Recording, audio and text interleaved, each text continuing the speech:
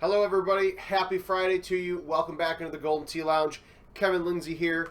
Somehow it is the middle of July, July 15th. Feels like yesterday. It was early in the year. We were getting ready for the World Championship in February, and somehow we are already more than halfway through the year. Now, if you didn't get a chance to watch my preview video on Wednesday, that's okay because we are doing another video today. Oh, could we start it off with a double eagle? Well, we're going to start it off with a double eagle. I was really hoping for the Super Albatross. I couldn't tell you the last time I had a Super Albatross. It's been a little bit longer than I'd like to admit. But $2,000 in today's Freaky Friday daily contest. GoldenTee.com/locations to find a game near you. Golden Tee Live 2022. Golden Tee PGA Tour 2022. That doesn't matter. What matters is if you saw the preview video on Wednesday, you should know what to expect. If you didn't, that's okay. The setup on Wednesday when we were testing this and recording a preview was really good. There was one hole, Turtle Island, that shows up later in the game that was a little bit difficult, but it was too good of a setup to pass up, because there's plenty of money in today's prize pool, almost $1,000 more than previous Freaky Fridays. So I expect you guys to all get out there to experience what we're calling the triple threat. It's another one of these contests where we take old school courses and mix them together. This time it's 2007, 2010, and 2014. This one here is Monument Valley number 4. Oh, are we going to just be on...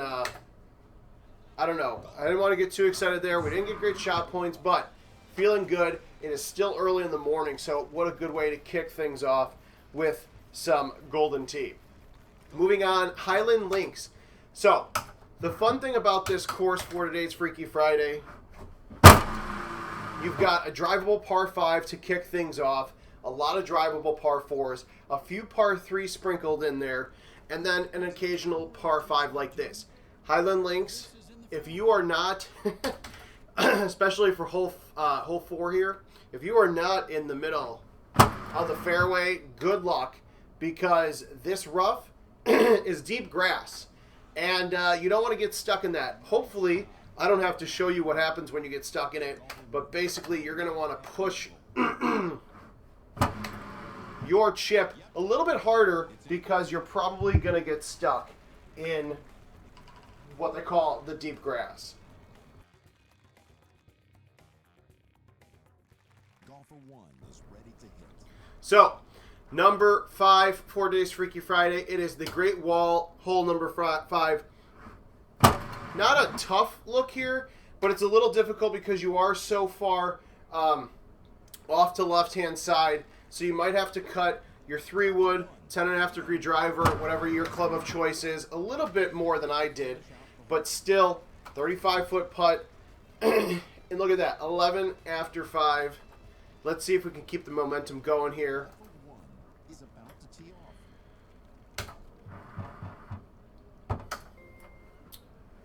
All right, hole 6, Greek Hills, number 5.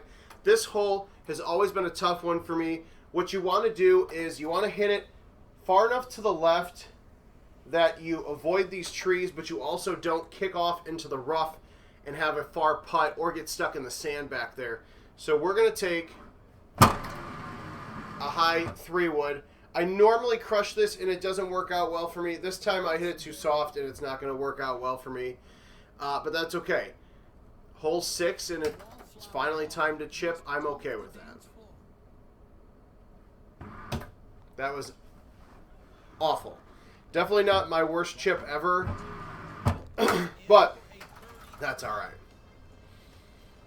Moving on to number 7. This is Indigo Mound. This is another 2007 course that I absolutely love.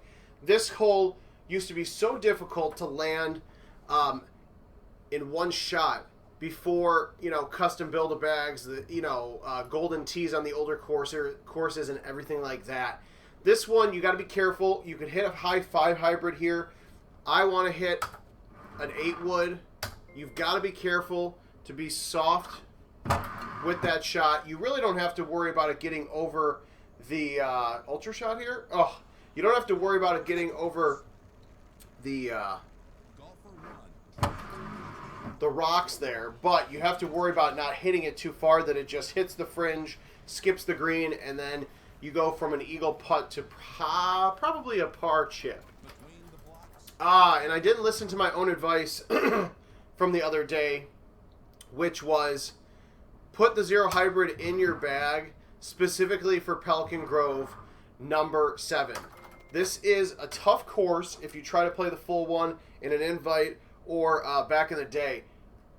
This hole is actually a lot easier than it looks. I think I actually might have put myself in a compromising position between some trees here. But don't let these trees fool you. If you low tee a 9.5 degree driver or a Zero Hybrid or a 2-iron, you will be able to get underneath all these trees and hopefully stick that green. Now, I just went straight for the ultra shot again.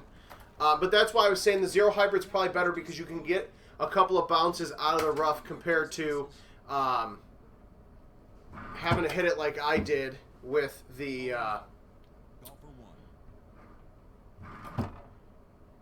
9.5 degree driver. All right, now the spot I wanted to get stuck in. Was not looking forward to getting a par there, but it's Freaky Friday. These things happen. That is why you can play as many times as you want today to get your best score. There's no limit on the number of games you can play. Wow, if this goes in, we may just go home for the day. So, Southern Oaks, hole 6. Southern Oaks is a 2010 course, probably one of the more difficult, I'd say top 5 difficult in Golden Tee Live history. But the reason why I chose that par 3 is because it's not an easy one, it's not super tough, and if I tried to put a par 4 on there, it wouldn't have worked out well because all the drivable par 4s are pretty damn tough on that course. So as we roll to the back 9, Bella Toscana, number 4. Tough pin tucked in over there. Also, I'm going to do literally the same exact thing I did before, which is... oh, wait, this time I got stuck in the mud. So, hit your shot out farther to the 3 on the control panel than I did.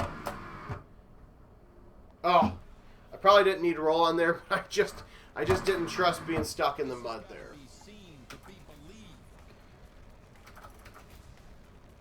Moving on to number 11, it is Shady Acres, number 5. Not the easiest setup because you're cutting into the wind. But if you also know Shady Acres, it's not the level of Southern Oaks, but it's also, not one of the easiest courses to play either. And so this is a fun hole. It's early enough on on the actual Shady Acres course that it's not too tough of a Jim Z setup. All right, and then we get here to number 12, Monument Valley, number 9. This is a fun one. I made the mistake earlier of hitting a high tee when I did the preview video on Wednesday. What you want to do is hit the low tee here. Essentially, you're going to hit it through that little gap, so we're going to do a little bit in between the A and the B and out to the 1 and the 2. And you want to get it right over here, right in that gap there. Now, low tee is probably not the right one either. Apparently, I just don't play this course enough that you just don't use a tee. Use a tee to move it, but don't make it anything special because, well, I don't know. And apparently the 8-wood comes out of dirt clean as hell because I've never had that happen before. I will happily putt in, hopefully for for birdie there. Best recovery I could have on that hole, especially getting stuck. But that happens. All right, now you get to hole 13, Highland Links, number 10. This one is so fun. This setup is probably the reason why I made sure that our people could work their magic to get the same setup in production.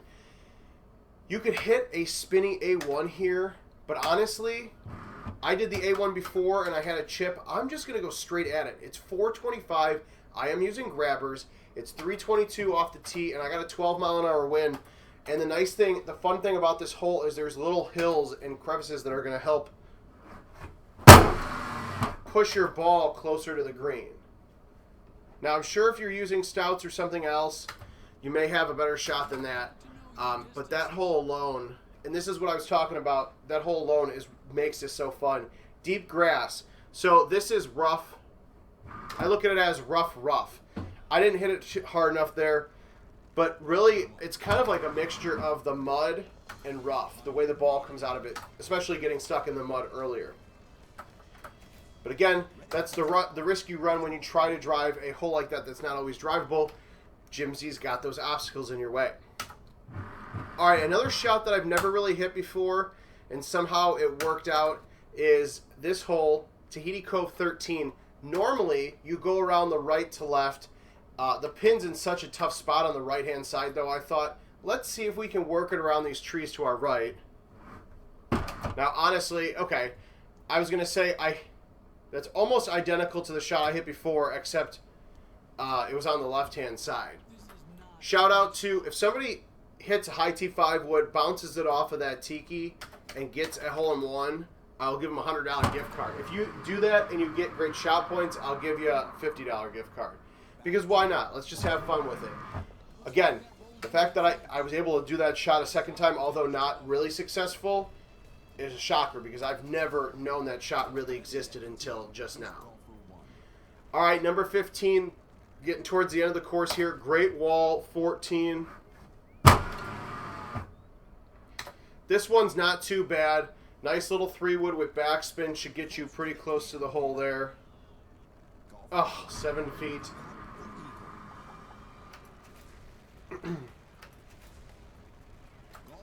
All right, now this was the hole I was worried about earlier. This is Turtle Island at number 14. If this one was 14 out, this would be a perfect 5-wood. Just crush it hard, maybe even a 6-wood. I hit, I think, a 10.5 or a 3-wood last time. It's going to be very close. You're probably going to use backspin because there's that unconfirmed rumor that backspin goes a little bit higher. I don't know. I'm not going to get into it, but make sure you hit it as far right as you can. And then hopefully that 14-mile-an-hour wind gives you more love than me because I got stuck pretty far back there. But this, much better than the alternative, which is going in the water because you clip the trees on the way to the hole.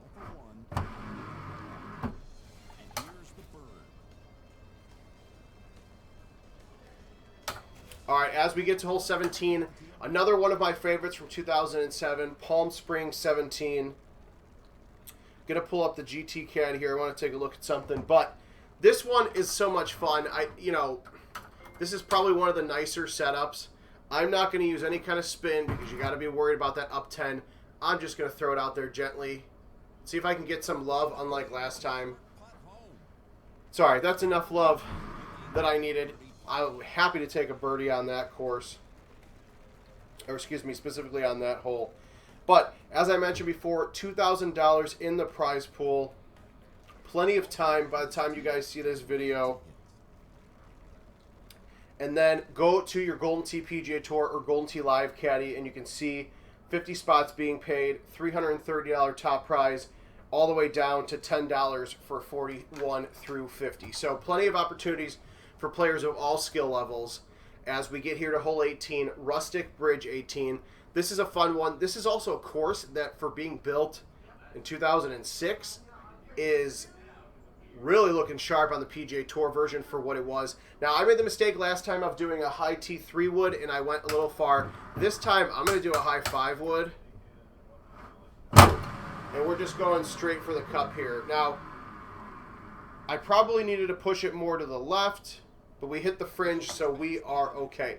So, there you have it. This week's Freaky Friday, the triple threat, 2007, 2010, 2014, all mixed together. GoldenTee.com/locations are. You don't need to see the rest of that. Thanks for joining me. Have a great weekend. We will see you guys next time here in the Golden Tee Lounge.